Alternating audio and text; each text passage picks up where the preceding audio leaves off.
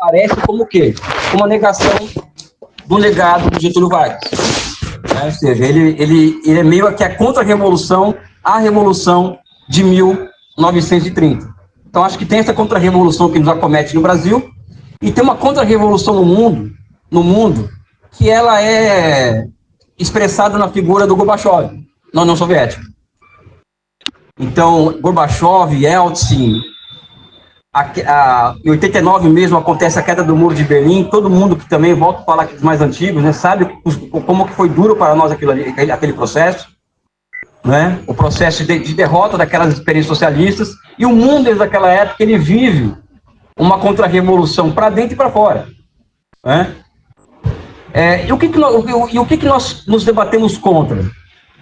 E que hoje volta a se afirmar, a favor de uma visão de totalidade, que hoje volta à tona. É que existe um episódio, um processo que surge desde a década de 80 e se aprofunda na década de 90, que é o que eu tenho falado de uma contra-revolução nas ciências humanas e sociais. Né? Se a gente for pegar nossos professores mais antigos, aqueles formados na década de 60, 70, nós vamos perceber neles o quê? Primeiro, um conhecimento enciclopédico, né? O que significa uma capacidade de ter uma visão de totalidade de tudo, né? Então, tudo se observa as múltiplas determinações do concreto para entender uma realidade, enquanto que a década de 90, ela opera um processo no Brasil e no mundo, mas no Brasil isso é muito nítido, do quê? É como se cai um copo no chão e se estilhasse vários pedaços, né? Então, a ciência, ela foi acometida por um mal, que é o mal da transformação em senso comum de que uma realidade não pode ser observada pelo todo e somente pela parte. Então, nós passamos por um processo em que a totalidade, eu tenho falado isso, foi virando escrava das particularidades. Então, o doutor hoje, o mestre, é educado a entender do quê? A não ter uma visão de totalidade, e sim compreender o mundo a partir daquele pedaço de unha que ele está estudando.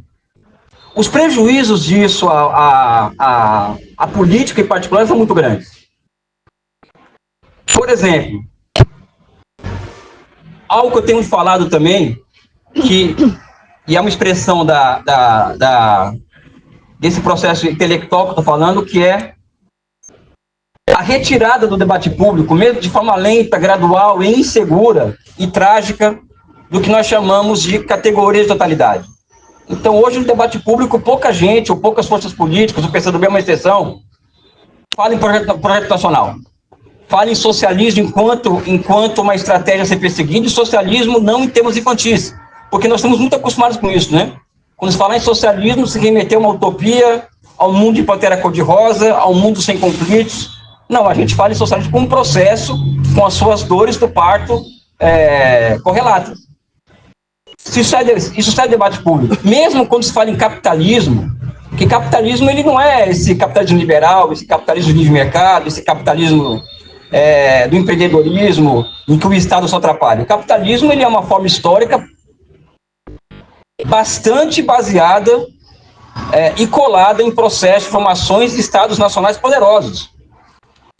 Não existe capitalismo sem Estado, muito pelo contrário. O capitalismo ele é uma forma histórica que se desenvolve a partir de inovações institucionais que surgem a partir de 1644, com a Revolução Puritana na Inglaterra, e durante 140 anos até a Revolução Industrial, vai se construindo inovações institucionais que criam condições à lei dos cercamentos. E a partir da lei dos cercamentos, que é a tomada do público pelo privado, ou seja, o roubo literal da propriedade pública, surge uma forma histórica que é a propriedade privada, bem inglesa, né, que é a que nós absorvemos, e inclusive sacralizado. E por trás disso está o Estado. E mesmo a expansão do capitalismo inglês é completamente orientada pelo Estado. Né? A dívida pública é uma criação estatal como uma arma política para fins de financiamento da Marinha de Guerra inglesa. E por aí vai. Então, e mesmo, voltando àquilo que eu coloquei aqui antes, mesmo quando se fala em capitalismo no Brasil, se fala assim de forma infantil. Então, quando se fala em choque de capitalismo, o que o pessoal fala? Pô, é tirar o Estado. Né? O Estado promove um efeito, uma palavra em inglês, crowding out, ou seja, o Estado, quando ele aparece na economia, faz com que os empreendedores privados, eles pulem fora, porque o Estado, ele é um mal em si. Né? Eu não conheço, e o Estado, quando se desvida, ele leva com que o empresário não invista por causa que o risco de um empréstimo fica maior quanto a taxa de juros. Eu não conheço um empresário que olha para o orçamento do governo e faz algum tipo de investimento. Então, nós somos pegos por esse discurso. Um discurso infantil de capitalismo, um discurso infantil de socialismo. Tá? Projeto nacional, política industrial, por exemplo, que é algo que mais se faz, isso é como beber água no capitalismo. Os estados nacionais fazem políticas industriais, orientadas pelo Estado. Isso desde a Inglaterra, desde a Revolução Inglesa, a Revolução Industrial, até hoje. Então também é um discurso que é uma categoria de totalidade que não comparece mais. Né?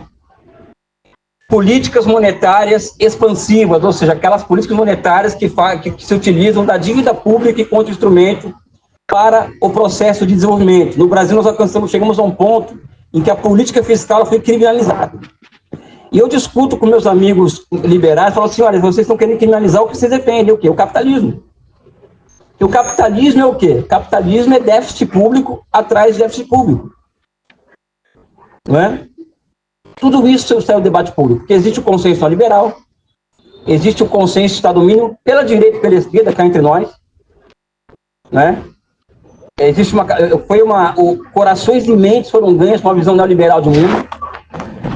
E quando se fala em visão neoliberal de mundo, quando se fala em retirada das categorias de totalidade do centro do debate político, existe uma outra categoria que no Brasil desapareceu completamente. Agora está voltando de forma lenta, gradual, né, que é a questão da nação. A nação enquanto unidade de análise. A gente pode ter uma visão de nação como aquele negócio que surge dos Estados Nacionais, de Westfália, após a Guerra dos 30 anos entre Alemanha e França, chega-se a um consenso sobre os limites de cada país, ou seja, a paz de Westfália. Mas também existe um conceito de nação, uma visão de nação, que é o que nós estamos tentando, que eu tenho tentado construir, né? Que a nação, ela é como se fosse uma escola maternal de humanismo, né? Porque nós queremos o que no final? Nós queremos nos transformarmos naquele ser humano que o Che Guevara falava, o homem integral, no ser humano integral, né? Aliás, o Fidel fala isso, ser humano integral.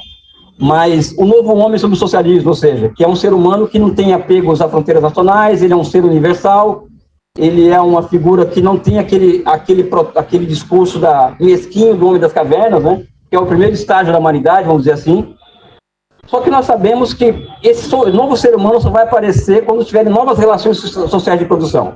E para haver essas novas relações sociais de produção, vai ter que ter base material para isso.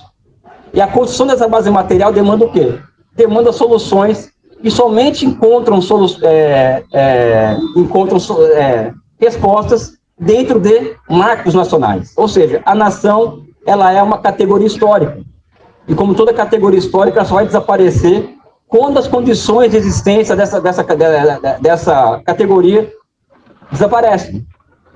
Né? Então, ainda nós vivemos a época das nações, a época dos Estados nacionais. Nós vivemos a época ainda em que o capitalismo ele opera em termos mundiais a partir do quê? A partir da existência, da formação histórica de grandes blocos de capitais, ou seja, França, Alemanha, Estados Unidos, Inglaterra, China, Índia, Coreia do Sul, Japão, são realidades nacionais que foram se construindo cedo ou tarde, né? Grandes blocos de capitais, ou seja, grandes empresas, grandes sistemas financeiros, grandes exércitos, forças armadas. E por trás desses blocos de capitais, não tem nada de livre mercado. O que existe são estados nacionais poderosíssimos. Eu tenho falado e repetido isso em profusão onde eu vou. Então, o mundo hoje, ele é o quê, pessoal? Ele é um mundo caracterizado pelo quê? Aliás, há mais de 120 anos, desde que surge, no final do século XIX, o capitalismo monopolista de Estado, quando o capital bancário industrial se funde, né?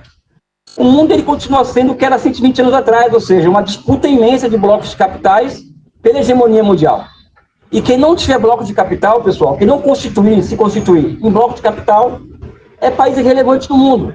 Nós, quando fazemos a crítica à Operação Lava Jato, pelo menos nós aqui do PCdoB, eu vocalizo muito isso, não é uma crítica à Operação Lava Jato porque perseguiu a esquerda, ou porque colocou o Lula na cadeia. A nossa crítica é muito mais de fundo.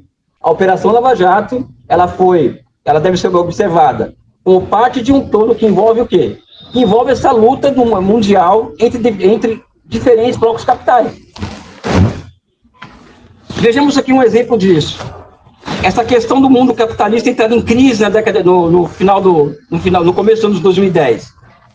O que vem na sequência de uma crise capitalista é o quê? É uma busca incessante, é um processo incessante de que as grandes empresas engolem as pequenas empresas, ou seja, um processo de centralização do capital, não de concentração, de centralização. Então existe processo de salve-se quem puder, caracterizado pelo quê? Pelas fusões e aquisições. E o Brasil tinha alcançado, ao longo dos últimos 50 anos, êxito na construção do quê? De alguns nichos industriais de ponta. Construção civil é uma delas. A construção civil, por exemplo, estou quintando mérito se é corrupto ou não, porque o capitalismo é corrupto. A Google não é mais limpinha que a Odebrecht, né? E o Brasil estava ganhando concorrência mundo afora com as nossas empresas, essas empresas. Então, parte da estratégia americana é o quê? Seria debelar as concorrências de suas empresas na América Latina. E quem concorria com as empresas americanas na área de construção civil aqui na América Latina? O Brasil. Então, a Operação Lava Jato foi uma operação que operou a favor dos interesses de um outro bloco de capitais. Então, não é um discurso que a gente faz aqui por causa de quem perseguiu o Lula. É que o Lula acabou sendo a expressão ali, né, Manuel, a figura que estava resgatando uma visão de capitalismo de Estado no Brasil. Sabe? Isso é a questão. O Brasil financiando o metrô de Caracas, o Brasil financiando o Porto de Mariel, $1 bilhão. Isso é uma coisa insuportável, até para as elites brasileiras. Não é? Então, essa questão essa história que eu estou colocando aqui para vocês, a gente não consegue entender isso. Como que a Lava Jato consegue ter tanta penetração na nossa sociedade? Ou como que a falta de um discurso nacional deixou de ter penetração, a gente não entender como o mundo está numa contra-revolução. Essa contra-revolução atinge as ciências humanas e sociais e atinge diretamente a política. Então a política no Brasil acabou se transformando muitas vezes na discussão de particularidades. Então tem a bancada do agronegócio, para defender os interesses do agronegócio, a bancada os bancos, uma discussão de pautas, vamos dizer assim, que eu chamo de civilizatórias, de forma separada, ou seja, as mulheres pelas mulheres, os negros pelos negros, né? Que entrega muito mais uma visão de distopia e de guerra de todos contra todos do que uma solução de totalidade. Vou falar mais disso mais tarde, né? Então o Brasil virou um pouco isso. Então o que acontece quando nós falamos de Trump, por exemplo? As tarifas de Trump. As tarifas de Trump, elas apenas tiraram da frente, aliás, é o que eu falo para as pessoas, o Trump mandou tirar as crianças da sala, porque agora vai ser capitalismo de verdade para cima de vocês. Essa é a verdade. Ninguém esperava que ele primeiro, né, que ele fosse se utilizar, ia sair do discurso e ir para a prática de destruição dos marcos institucionais, que é Bretton Woods, que os americanos criaram em 45, né? E que foram altamente funcionais para a manutenção do poder americano. Ninguém imaginar que o Trump ia rasgar o véu da hipocrisia e ia acabar com esses marcos da noite pro dia. Evidente que é um processo. Eu estou falando aqui, por exemplo, a FMI, por exemplo. Os mais velhos vão lembrar o papel da FMI no mundo. O Banco Mundial, Organização Mundial de Comércio, Organização Mundial da Saúde, ou seja, esse sistema ONU como um todo, né? São aparelhos institucionais com funcionalidade ao poder americano pós-45. O que acontece, pessoal? O que acontece é que na medida em que os americanos, os Estados Unidos, as contradições dentro inerentes à sua dinâmica de acumulação, que passou a ser financiarizado, na medida em que os desafios americanos passavam passaram a não ser enfrentados e acabaram se transformando em algo que está levando a uma ruptura daquela sociedade, ou seja, Estados Unidos hoje é uma sociedade com mais de 500 mil pessoas vivendo sem casa, uma sociedade de drogados, por exemplo, as cracolândias dos Estados Unidos são muito maiores que no Brasil, por exemplo, né? Tem um gráfico que a gente apresenta na sala de aula, que é a inovação tecnológica faz isso nos Estados Unidos, ou seja, a produtividade de trabalho aumentou nos Estados Unidos em 40 anos e os salários continuam na mesma proporção. Então isso levou, essa boca de jacaré que se abre, levou o quê? Uma ruptura completa do tecido social americano. E o Trump, ele se apresenta como uma solução final disso, né? E a culpa, ele coloca a culpa disso em quê, pessoal, o Trump? Do atual estado dos Estados Unidos. Desindustrialização, desigualdade social, falta de perspectiva, etc. Coloca a culpa no mundo.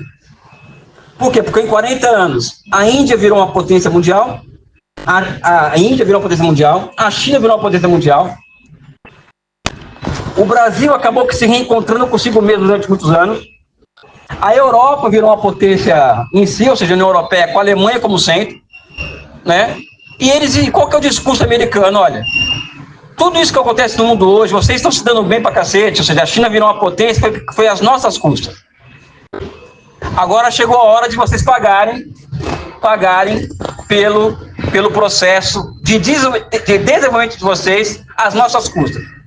Para resumir, a China, por exemplo, ela adotou uma postura de 50 anos para cá, do quê? De sugar a tecnologia americana.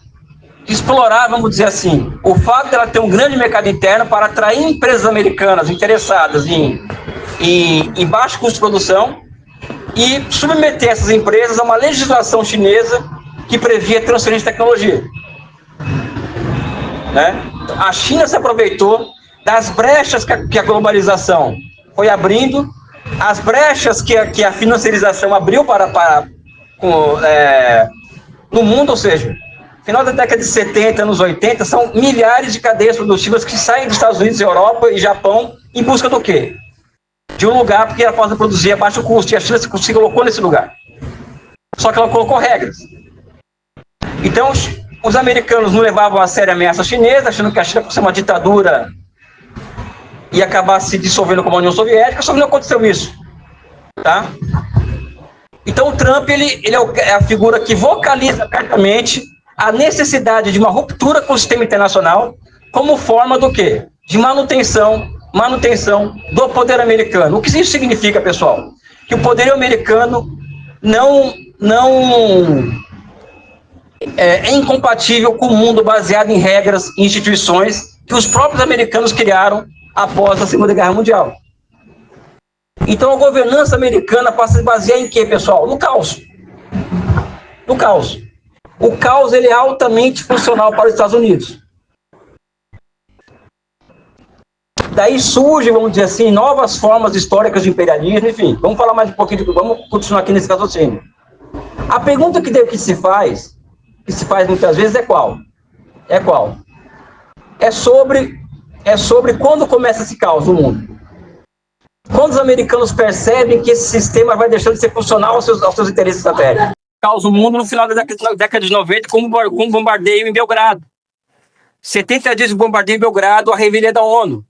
Depois vem a guerra do Iraque, Afeganistão, a crise financeira de 2007 e 2009, que leva, por exemplo, ao Barack Obama a imprimir dólares a mais de 800 milhões de dólares por dia durante um ano para valorizar as moedas de terceiros países de forma que barateasse as exportações americanas.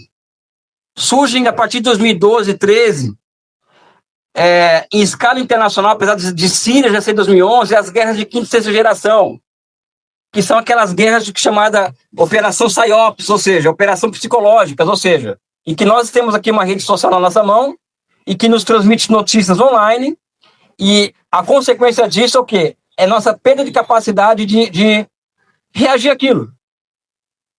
Né? Ou seja, que são as chamadas guerras híbridas, né? Inclusive, uma expressão das guerras híbridas é o quê? A negação da política, né? Nós somos levados por conta das redes sociais, do papel das big techs, a não acreditar mais na política, né? Todo político é ladrão. Só que isso no Oriente Médio, por exemplo, e na África do Norte, foi levado às últimas consequências. E isso foi amplamente utilizado, esse tipo de guerra psicológica, para derrubar governos de países inteiros. A Líbia foi um, a Síria. E onde isso não funcionou, pessoal, entrou exército regular mesmo. Aí não teve... E o Brasil foi até mais fácil, né? O processo. Aqui não precisou ter nenhuma invasão, nada aconteceu. Foi muito tranquilo aqui. Mas existe, ou seja, essa operação de PSYOPS, a guerra de federação, que é parte desse caos. Né? Também tem, aí vem em 2017 o Trump. O Donald Trump, que quando ele coloca... Se a China direito, é a possibilidade da China alcançar os americanos nas infraestruturas de semicondutores, que é uma tecnologia sensível, que envolve também a inteligência artificial. A pandemia do Covid-19, ele leva o quê? Ele consolida um processo já iniciado anteriormente de ruptura das cadeias globais de valor. Ou seja, um celular que era feito na China, com componentes de outros lugares, essas cadeias são interconectadas, elas estão se rompendo. A pandemia leva esse processo às últimas consequências. O Joe Biden, por exemplo, ele acelera esse processo quando lança o Inflation Reduction Act, que é uma tentativa de colocar $1 trilhão na economia americana para jogar para frente a fronteira tecnológica na área de semicondutores. Isso marca o processo em que a chamada globalização ela passa a ser substituída por políticas industriais de outro patamar em nível nacional, nos Estados Unidos. Vem a guerra da Ucrânia, que vocês devem conhecer bem a história, desde 2014, ou desde a década de 90, que existia um acordo de não expansão da OTAN para o leste europeu. E essa expansão ocorre de qualquer forma, e a Ucrânia, ela era declarada um estado neutro pela Rússia em um acordo com a União Europeia. E a Ucrânia passou a ter um golpe em 2014 na Ucrânia, em que um governo pró-ocidental chega ao poder através de um golpe, como no Brasil, e a partir disso começa a operar a aproximação da OTAN com a União Europeia. Então vem a guerra da Ucrânia, amplamente patrocinada pelos Estados Unidos, e que provoca ali, pessoal, dois movimentos que eu acho interessantes. O primeiro, os Estados Unidos e a União Europeia, ao enfiarem a mão em $600 bilhões de ativos russos, provoca uma desconfiança generalizada no sistema. Ou seja, qualquer país hoje que tenha reservas cambiais em dólar passa a ser um alvo preferencial dos americanos, caso aquele país não seja domesticado pelos Estados Unidos. Então isso provoca uma desconfiança que leva ao processo de desdolarização. Isso é um pouco mais complicado, mas começa a se perceber a necessidade de buscar formas alternativas de se transacionar e de bancar investimentos. E o outro, pessoal, é o seguinte: pela primeira vez em 300 anos ou 400 anos de história, uma potência média coloca um poder de veto sobre uma ação coordenada pelo Ocidente. Ou seja, a Rússia, ela, ao invadir a Ucrânia, ela coloca o poder de veto na decisão dos países ocidentais e provoca ali, na minha opinião, uma rebelião militar contra a ordem liberal no mundo. Do ponto de vista estratégico, a guerra da Ucrânia é isso. É uma rebelião armada russa contra a ordem liberal que humilhou a Rússia em 30 anos. Pegar a história da Rússia em 30 anos é de humilhação por parte do Ocidente. Então ali é uma revolta em relação àquilo. Não é? Então vocês veem um processo histórico não é curto, e que o Trump é apenas uma expressão disso. Então a última cartada que o Trump joga, pessoal, qual que é? A da transformação, não mais somente do dólar em arma de destruição em massa, mas agora as tarifas se transformam em uma arma de destruição em massa. E usa-se desse expediente para chantagear países do mundo inteiro. Para chantagear países. no mundo inteiro. Bem, pessoal, qual a explicação do Brasil ter sido o país que recebeu a maior taxa da história, vamos dizer assim? Ninguém chega. Vou pegar aqui o Japão, na década de 85, quando tem um acordo o Acordo de Plaza, e que o Reagan acaba com a farra japonesa e alemã de ter acesso privilegiado ao mercado americano. O Reagan pede para o Japão, ordena o Japão desvalorizar a taxa de câmbio e coloca tarifas de importação de 30% setoriais, né? Não para todos os produtos. Hoje, pessoal, é 50% para tudo. Então, qual que é a sensação, qual que é o raciocínio que devemos fazer aqui? Primeiro, isso é um ataque ao Brasil, diretamente. Um ataque ao Brasil, na medida em que se justifica esse ataque é a ação de instituições brasileiras, ou seja, aqui você quebra basicamente uma das regras fundamentais que mantém a ordem de Westfália em pé, Westfália, né? Por conta da ação de instituições brasileiras contra pessoas dentro do Brasil. Isso é inédito, pessoal. Isso é inédito. Então, é um ataque contra o país, a nossa soberania de tomarmos as nossas decisões soberanas. Então, isso, pessoal. E tem um cálculo também. O cálculo do Trump. Que, para mim, é o cálculo correto, pessoal. Correto do ponto de vista deles, claro, né? Que é qual? Esses caras são mais inteligentes que a gente imagina, tá, pessoal? São muito burros, são muito inteligentes. Mas eles têm clareza do que eles querem.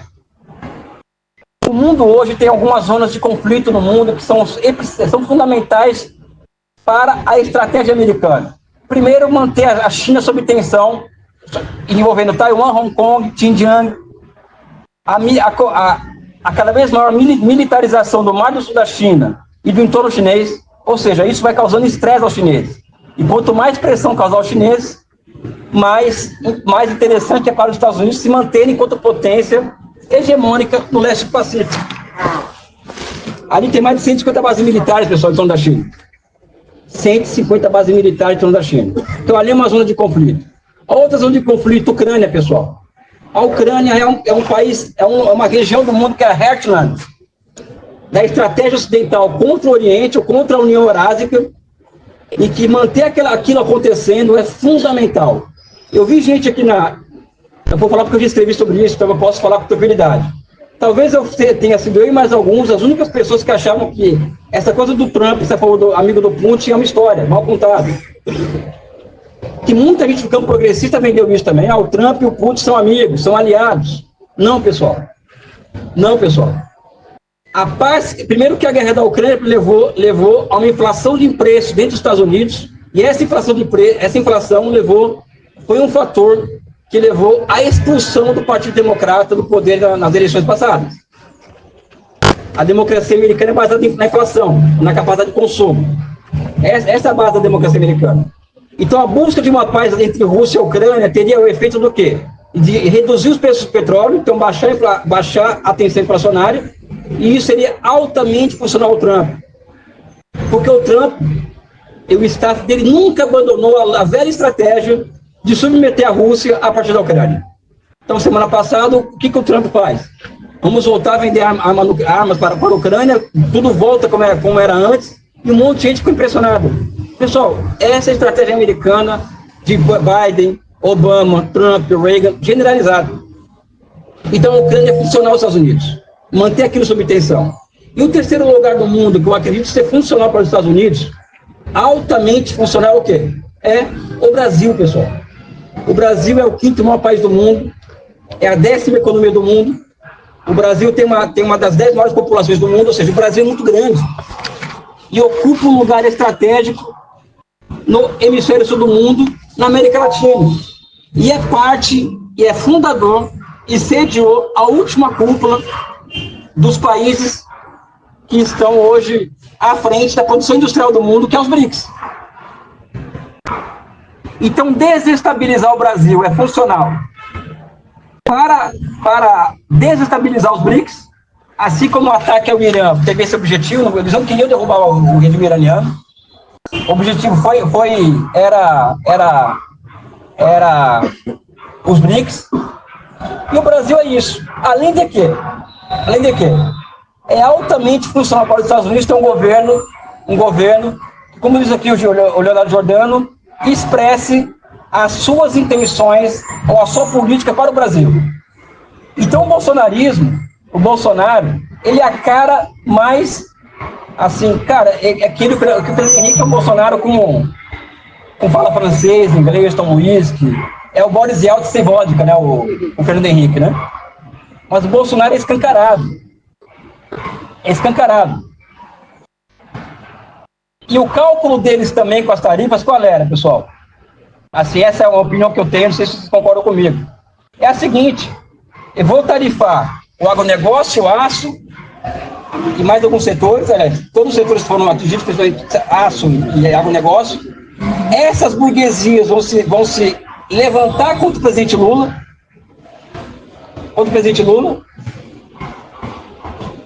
e isso vai levar ao quê?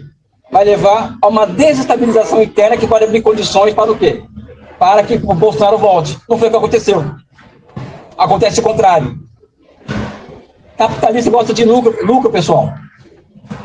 E os americanos mexeram num preço básico da economia, que é a taxa de lucro.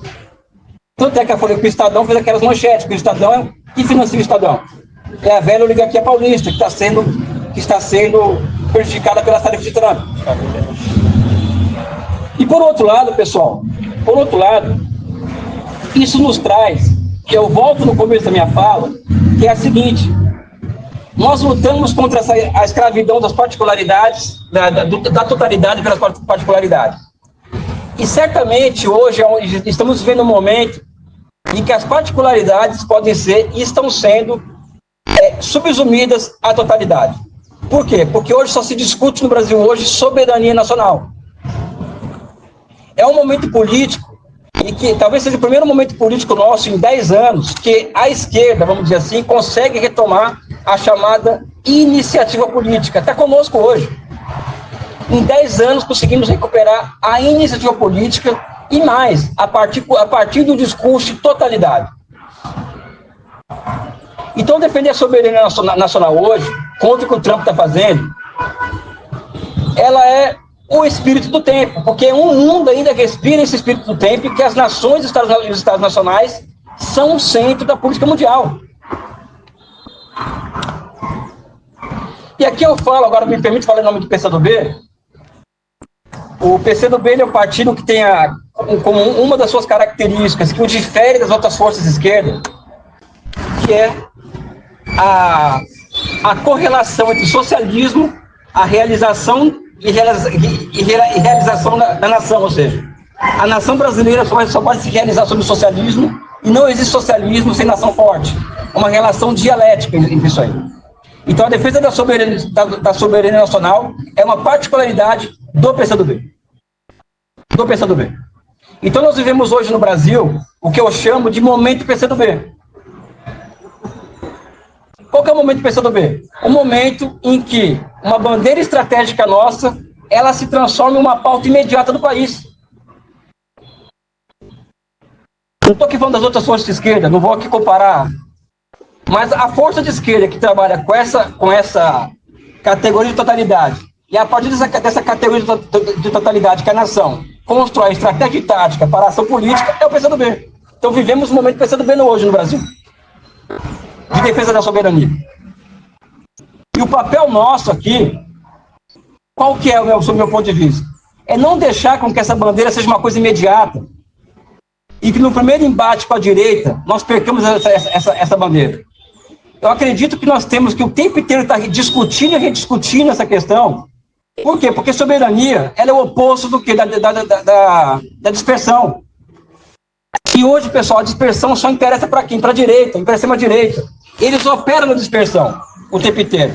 Quando o Bolsonaro passa, e a extrema-direita, durante anos, chamando a esquerda para bailar no campo deles, que é a pauta de costumes, isso nós, no nosso caso, ao aceitar esse desafio de trocar com o Bolsonaro no campo dele, isso favorece o quê, pessoal? A dispersão no nosso campo. Agora, o momento é outro. O momento é o seguinte, é a da retomada para nós do que é nosso, pessoal. O Brasil é uma construção popular. A nação brasileira é uma construção popular. Eu estou aqui falando, pessoal, eu sou filho de libanês, uma paraibana, não sou branco, não me sinto branco, nem ocidental, mas para os padrões brasileiros eu sou branco. Mas o fato é que eu não estaria aqui se não tivesse os Zumbi dos Palmares lá atrás, que iniciam um processo histórico de construção das lutas do povo brasileiro, e essas lutas do povo brasileiro acabaram que sendo funcionais e essenciais para o quê? Para a construção da nação brasileira. Os Zumbi dos Palmares, por exemplo, e Dandara, não são somente heróis do povo negro, mas são heróis da nacionalidade, eles são construtores da nacionalidade. Então, quando nós estamos aqui hoje, defendendo a nação brasileira e a nossa soberania, nós estamos defendendo o legado de Zumbi dos Palmares, de Dandara, das várias revoltas que houveram durante o Império, da Revolução de 30 de Getúlio Vargas. Mesmo de Juscelino Kubitschek, teve que surgir contra a FMI para construir Brasília. E evidentemente, que aqui tem uma tradição que é muito nossa, mas ela também universal, que é o processo de fundação do Partido Comunista do Brasil em 22, que ali culmina dois momentos ali. Primeiro, as greves operárias em 17, que colocam os trabalhadores na cena política brasileira. E também a Semana de Arte Moderna em São Paulo em 22, que nada mais é do que uma rebelião nacional contra o estrangeirismo que acometia as artes do Brasil. Então, pensando bem, os comunistas, vamos dizer assim, é a junção do nacional e do popular.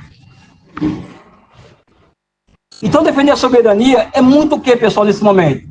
É uma forma do Brasil se localizar diante do mundo. É o que o Lula fez ontem, que ele pega a bandeira do Brasil e fala, olha, vamos aqui hastear, os verdadeiros patriotas vão usar a bandeira do Brasil agora. Algo assim, foi um momento emocionante.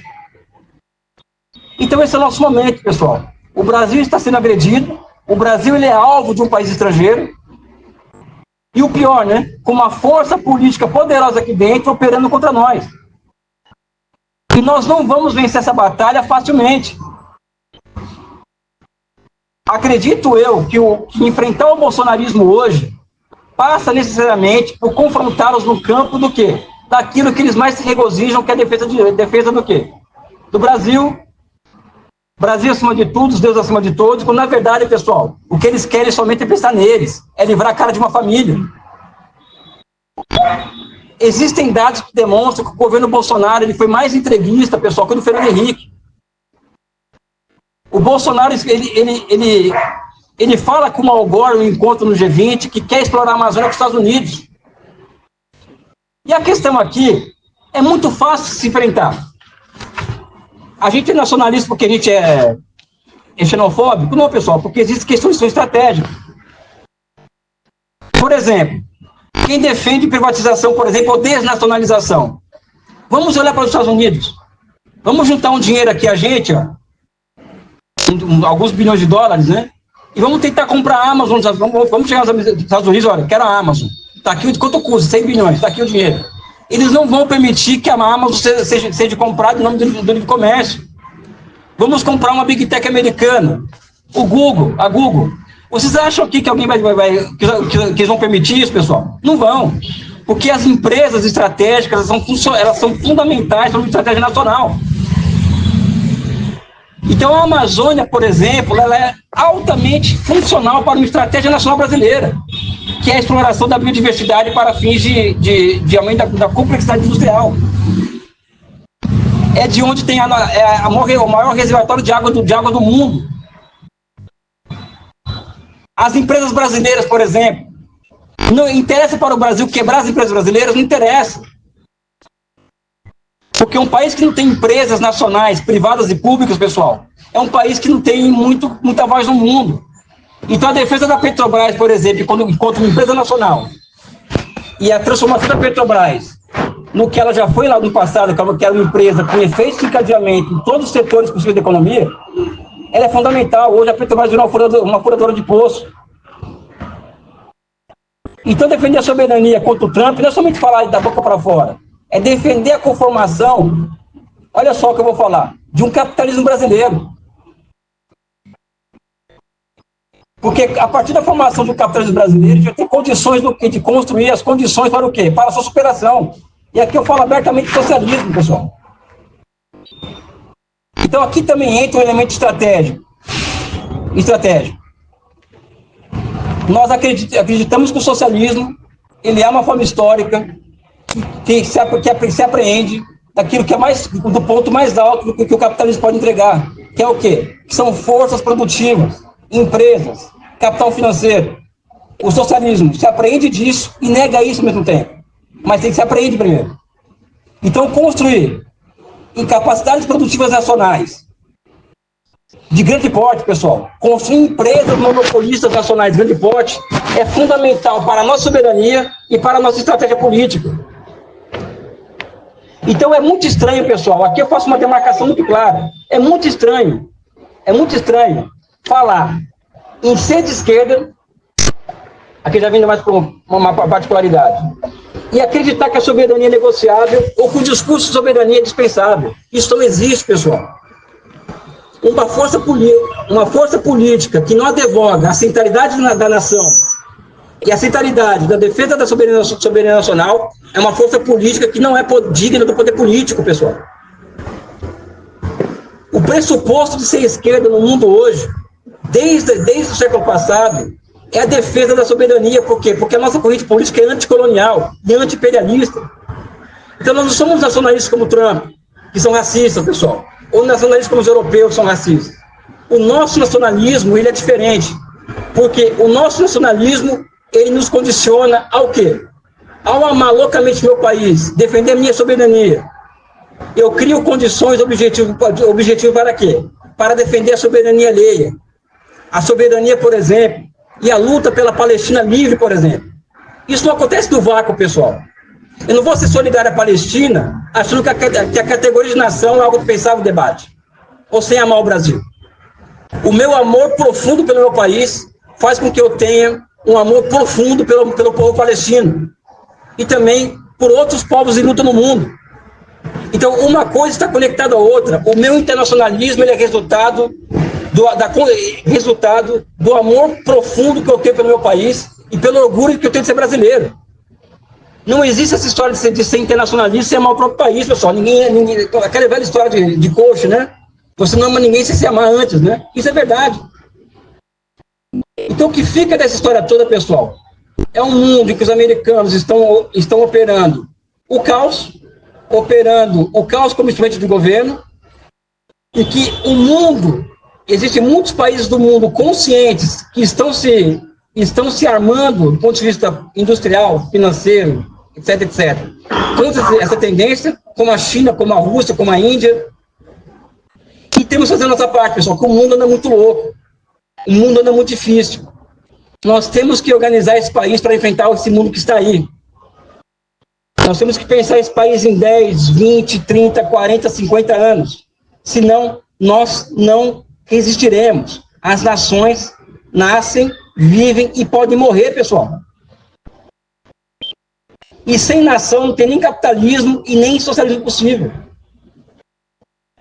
Então, essa questão que envolve, para terminar essa fala aqui, da soberania, enfrentar o Trump, é uma coisa muito mais de fundo do que se imagina. É uma questão existencial para nós. Então, que a defesa da soberania nacional hoje, nesse momento, não seja algo tático, imediato, uma bandeira para reeleger somente o Lula, mas que seja um valor que comece a fazer parte do nosso cotidiano. Nós começamos a reformular nossa gramática política, tendo como centro a defesa da soberania, pessoal. Até a gramática nossa vai ter que ser reformulada para uma estratégia que se refaz esse momento histórico brasileiro, que é a defesa da soberania. Por quê? Porque, volto a dizer, pessoal, acho que a maioria das pessoas aqui, como eu, acreditam no socialismo, não é isso? Só que o socialismo não vai aparecer no vácuo, e sim como resultado de uma intensa luta pela soberania nacional. Eu quero, não sei se falei demais, né? Mas o importante é que eu vim tentar trazer um recado. Eu quero agradecer muito essa recepção aqui em Niterói. Mandar um abraço para todo mundo que está aqui. Aquela marca registrada, né? Um beijo no coração de todos. Muito obrigado.